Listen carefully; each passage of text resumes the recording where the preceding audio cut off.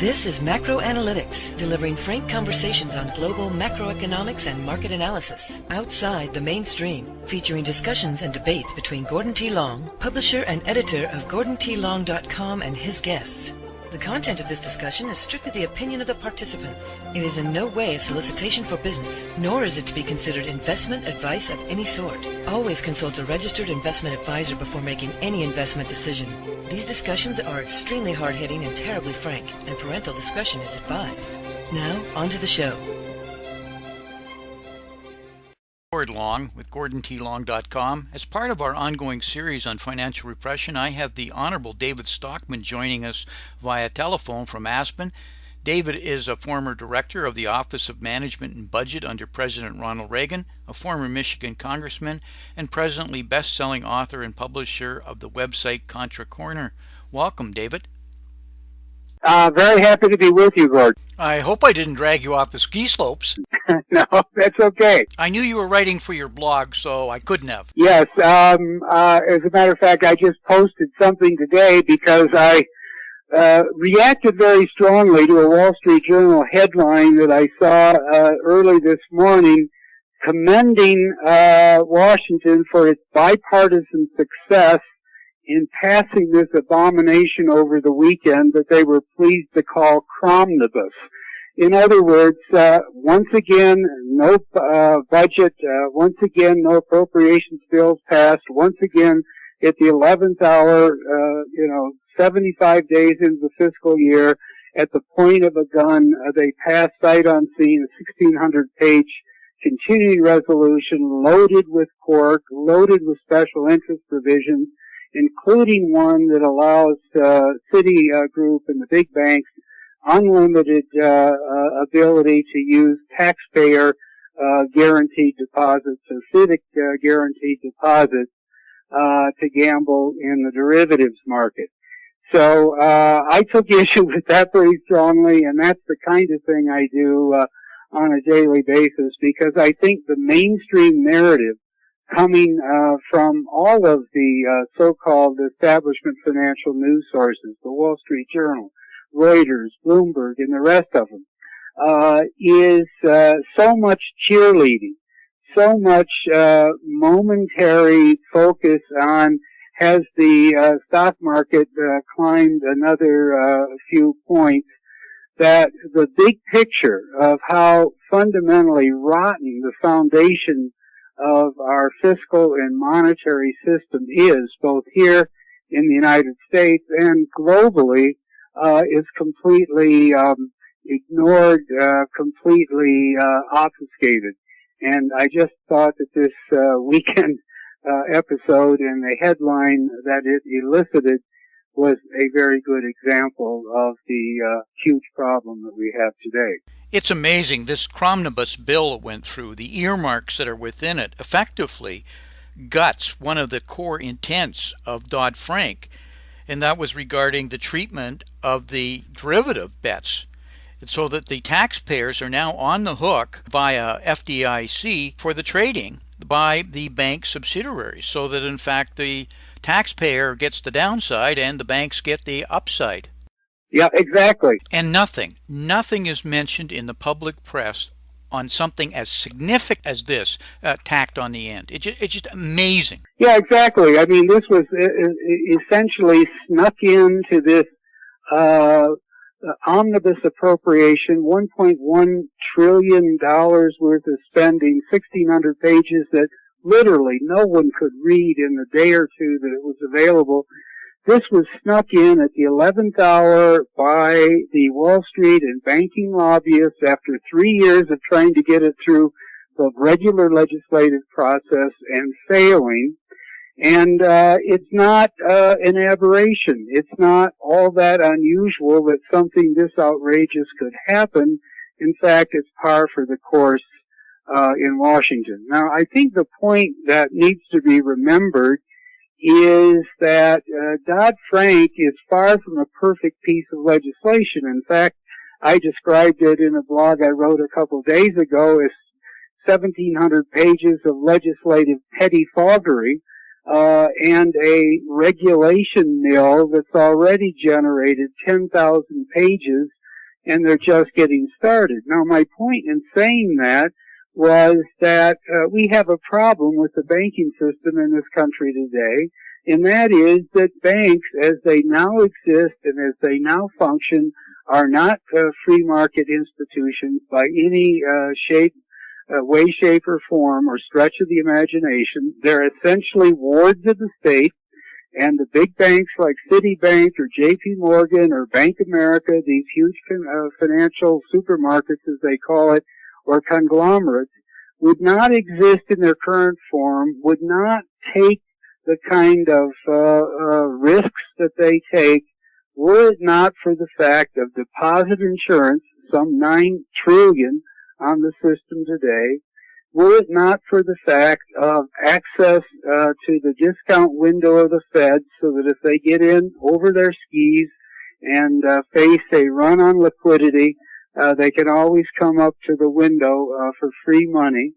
Were it not for the fact that they have banking licenses from the state and therefore are shielded effectively from claims that would otherwise prevail if they were pure free enterprise institutions. So, in short, the great super banks, or the supermarkets, as they call them, are aberrant wards of the state that are dangerous. And until we get to the right solution, we need something, unfortunately, like the restrictions of DoddFrank, like the Volcker rule, and like the push-out limitation that was overrun this weekend, in order to maintain at least a modicum of stability in the system. My preferred solution and recommendation that there's not a hope of accomplishing is that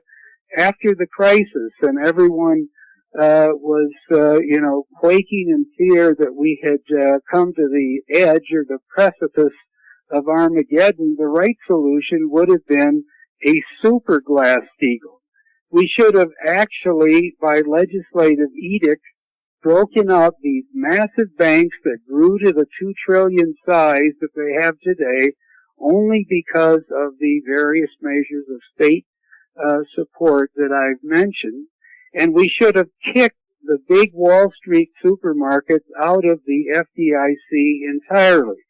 In other words, what I'm saying is that if Citibank wants to gamble in the interest rate swap market or the currency swap market or the CDS market or any of the kind of over-the-counter sort of custom derivatives that they fashion by the tens of billions, that's fine with me, but get out in the free market, sink or swim on your own, and, eschew or forego your claim to taxpayer bailouts or deposit insurance in the Fed window entirely. That would be the right solution. I call that super Glass-Steagall, but it's 180 degrees opposite of where the Wall Street lobbies were positioned over the weekend. Their position was, we want the window, we need the window, we want ZIRP as far as the eye can see, that is zero interest rates. We want to have the blessings of deposit insurance. We want to be chartered state fractional reserve banks and all the rest of it. And oh, by the way, don't limit or handcuff us in any way in terms of what we do with our balance sheet and what risks we build up inside our operations. That is a recipe for another huge upheaval one of these days. In fact, it's been building as this bubble has expanded since the Fed went all in with money printing in 2009, and it's only a matter of time, in my judgment, before we have another even more cataclysmic meltdown. David, we're here this morning to talk about financial repression. How would you define financial repression in your words? Well, I would define it this way. Honest interest rates and financial asset prices come about from price discovery on the free market owing to the interplay of supply and demand for savings and for borrowing and for other forms of investment in the marketplace. The opposite of that is the regime we have today, which I call the regime of financial repression. It's characterized by dishonest or false prices that are not set by the market but are administered by the central bank under the doctrine of ZIRP and QE and wealth effects and all of the other artifices that they have invented, especially over the last 10 years, to justify a continuous and massive intervention in the heart of the financial market day in and day out. I don't think capitalism can function efficiently. I don't think the economy can grow at a healthy, sustainable, balanced rate if you don't have a free market in the capital markets, in the money markets, at the very heart of the capitalist enterprise. Yet today we don't have that. We have absolute financial repression. We have the opposite of genuine price discovery. And as a result, everything is getting distorted. The economy has generated way too much debt. There is a huge amount of gambling in the secondary market based on free overnight money that's been created by this central bank, the Fed, as well as the other central banks around the world.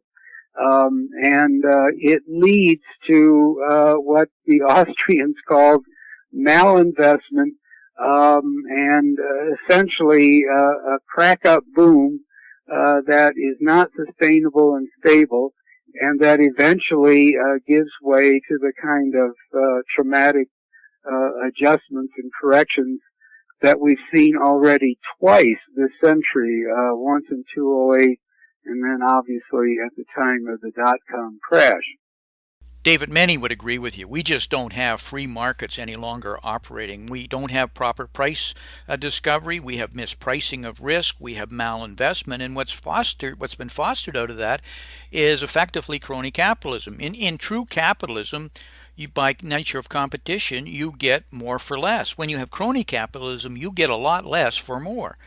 And, in examples of the degree of distortions, this quarter's Q3 results show that 90% of all corporate profits were spent on buybacks and dividends. Where's the investment? Where's the capital investment? How does an economy grow when you're not investing? Because of the degree of distortions.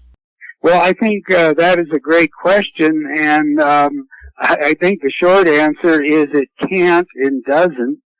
But what it does instead is kind of cycles in, bouts of malinvestment and bouts of speculation that eventually reach their limit, collapse, and we start all over. And I think one of the big lessons we're learning right now about the dangers of financial repression, and remember, it's not just the Fed, but it's central banks the world over, and the impact that has had in terms of creating false booms and investment around the world is very much evident in the oil market today, and the underlying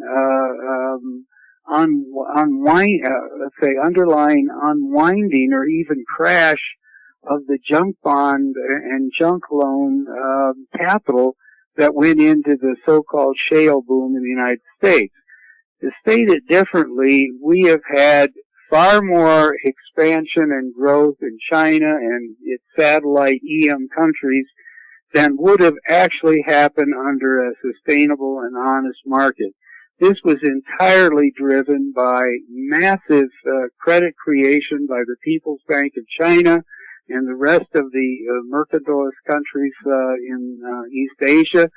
That created, an unsustainable spree of construction and infrastructure, and basic industry. Now there is massive malinvestment or excess investment.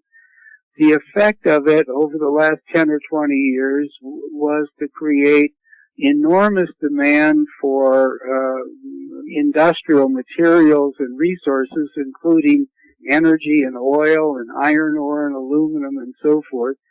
The artificial or fiat demand for that caused prices to rise rapidly because demand was outrunning the existing available capacity. We got $100, even at one point $150 oil. I don't think that was ever a real sustainable price. That was a boom time price owing to what I've described happening in China and many other parts of the world. Finally, that great, credit and construction boom in China is cooling rapidly. The demand for iron ore and for crude oil is cooling just as rapidly. Prices on the margin are adjusting as you might expect. And now we're beginning to see the underlying malinvestment that occurred. Tremendous overinvestment in iron ore mining over the last 10 years because people believe that $200 a ton for iron ore finds made sense because China would grow to the sky.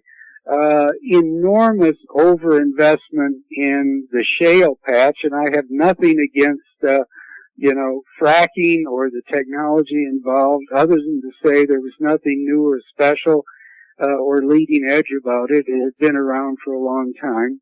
But when you have prices at $100 a barrel or more, and the world believing that they can't drop below that, and when you have the Fed driving the rate on the 10-year Treasury to 2% or under, and therefore you generate an enormous scramble for yield, what happens? You get an explosion of issuance of junk debt and junk loans that fueled a massive speculative boom in the shale patch, the Eagle Ford and the Bakken and so forth, that wasn't based on true economics, but was based on financial repression. In other words, an oil price that was sky high and unsustainable, and debt costs, carry costs or yields that were artificial and dramatically low and gave no credence to the risk. In fact, if you looked at it, in an economic sense, the last thing anyone would say is that the shale patch, and given its sensitivity to short-run oil price movements, and given their volatility, the last thing you ought to do is be, drilling massively for shale oil with high leverage and junk bonds as your fundamental source of capital. Well, all of that distortion, all of that malinvestment happened, and now we can see the pieces beginning to fall, the fractures beginning to open up everywhere, because the economics were false, and the prices, both for the commodity and for the capital, were dramatically misstated. I think there's going to be a mess in the shale patch, in the energy patch generally worldwide, but here especially, that we note more than $500 billion of high-yield bonds and senior loans were issued over the last few years, and all of it at rates that don't even remotely compensate for the risks that are now self-evident as the oil price plunges into the 50s. Now, that's only the most current dramatic example, but it's, I think, typical, symptomatic of what happens when we have a central bank-driven capital market in a capitalist economy that desperately needs honest, accurate price discovery. David, how do you see things unfolding in 2015 and beyond? Yeah, well, I don't have a optimistic outlook because I think it's only a matter of time, maybe 4, 5, 6 years before these bubbles reach the point that they fracture out of the pure weight of speculation that is embedded in them. In theory, you could imagine the central bankers would want to try anything, but I believe that we're nearing the end of the road of this whole central bank-driven bubble era, because the arguments that they've used in the past that allowed them to have a measure of credibility in the financial markets are no longer valid. In other words, when we had the financial crisis in 2008, the Fed and Bernanke and the rest of them couldn't explain where it came from. I often say apparently it came from deep space on some kind of financial comet, because they never explained why it happened. But at least at that time, the funds rate, the money market, was at 5.5%. When they went into the radical expansion of their balance sheet and the various phases of QE, they at least had the excuse that they were driving the interest rate down as an emergency measure in order, in Keynesian fashion, to revive the economy, to stimulate borrowing and turn around demand. I don't buy any of that. I think it's sort of a Keynesian model that's no longer relevant in a world that's saturated with debt. But in any event, at least they had the fig leaf of justification that that explained what they were doing. Well, now we're 5, 6 years into this experiment. It clearly has not caused the real economy to come bounding back as you might expect from that kind of massive stimulus. But more importantly, they're at the zero bound, as Bernanke insisted on calling it. They have the rate at zero. It's the money market rate, the overnight rate. It's been there 72 months running, and if they don't begin to raise, as the chatter now is in the markets until July 2015, it will mean 78 continuous months of free money in the money markets.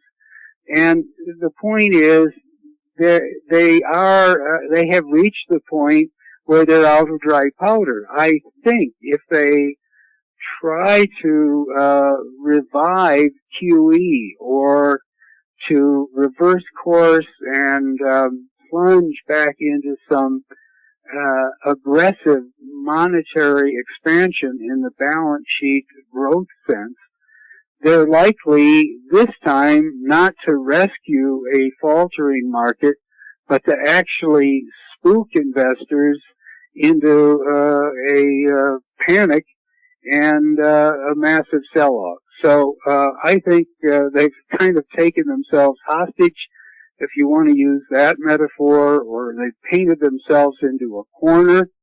They have very little, very few tools left other than jawboning, and that isn't going to work because there's 19 of them, when push comes to shove, out there jawing in different directions every day. And as the tension rises about what to do now that QE is over and they're at the zero bound and the economy of the world is in trouble and currency wars are becoming hot and overt, I think all of that leads to a situation where credibility could rapidly evaporate, and therefore the kind of hissy fit that we've seen in the past on Wall Street could be just a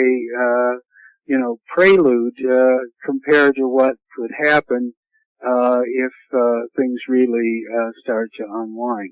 David, as a former Washington insider, how aware do you think the politicians are of these issues that we're talking about?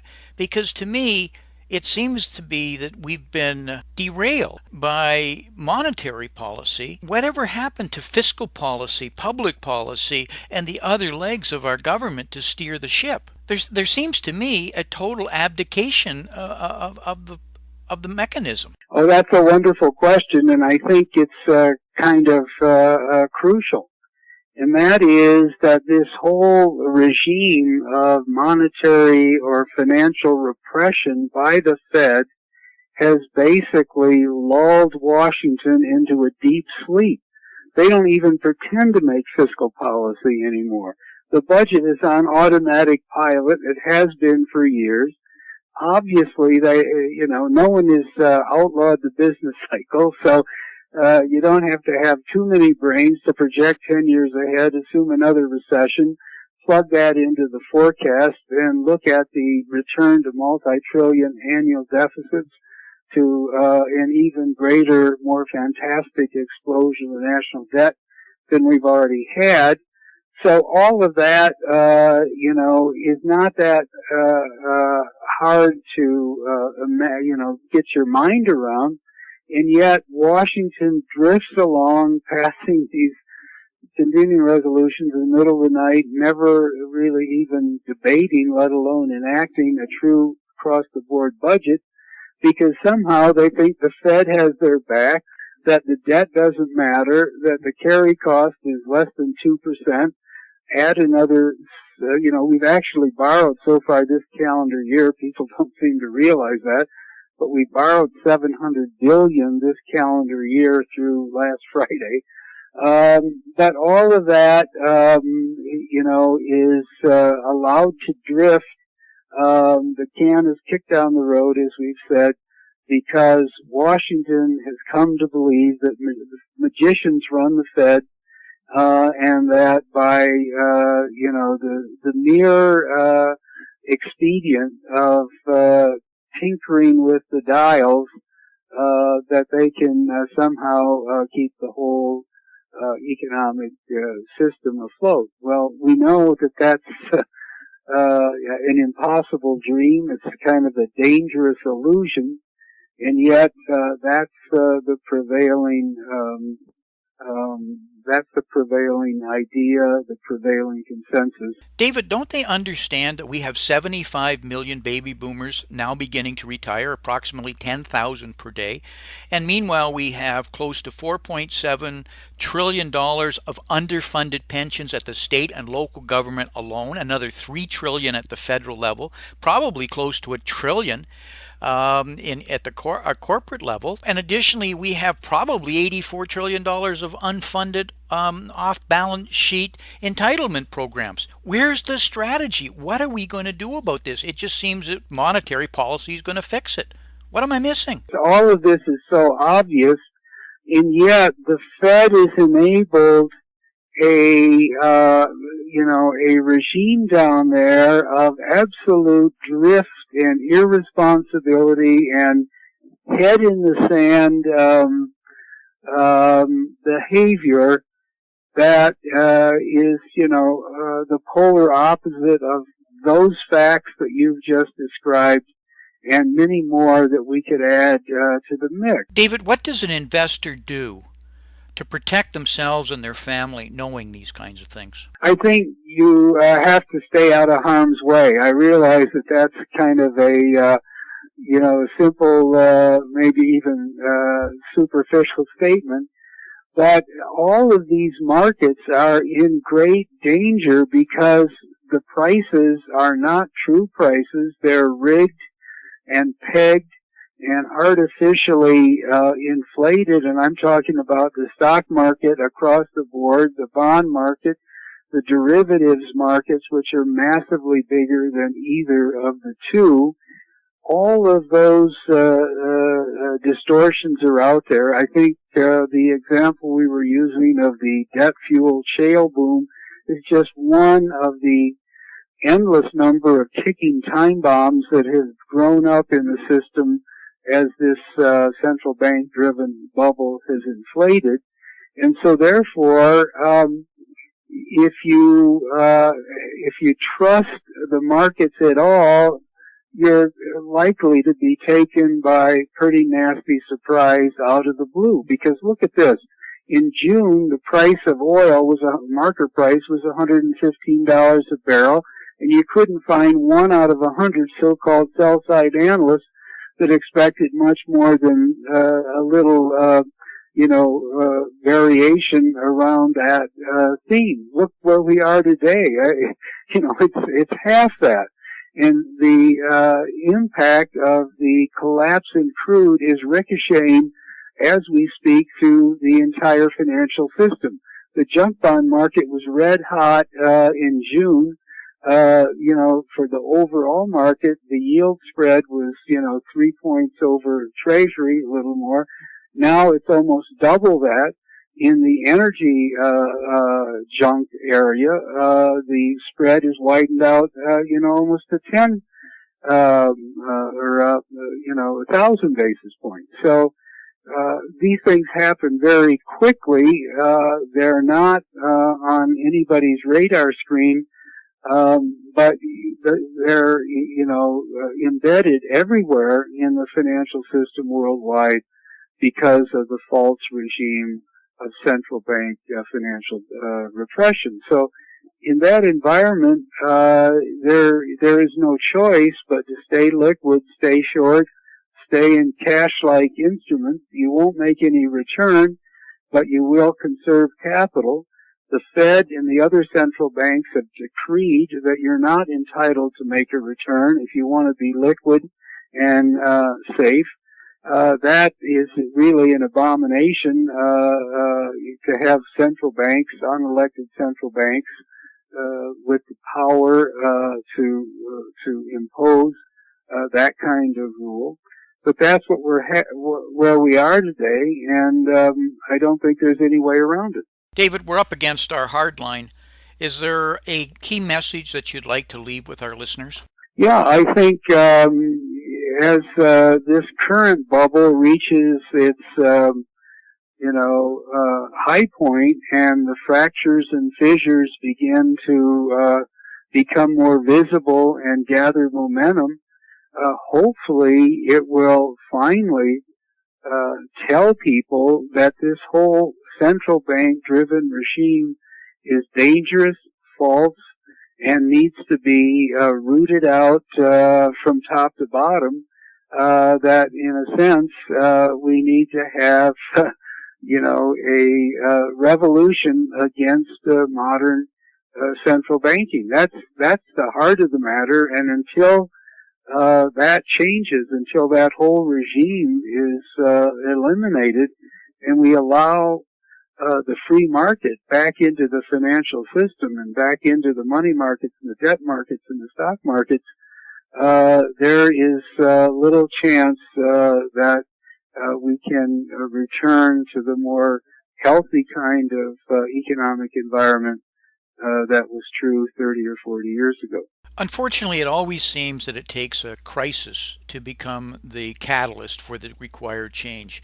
But often it can take us very much in the wrong direction because people will gravitate to wanting stability and wanting things to return to the way they were before, and often will sacrifice things that they would find appalling prior to the crisis. I think that is a great risk. We had a crisis in 2008. We learned absolutely nothing from it. In fact, our leadership at the Eccles building, the Fed, doubled down and took Greenspan's playbook, which was wrong after the 2000 dot-com crash, and implemented it, at a rate of 5 times greater than he had done.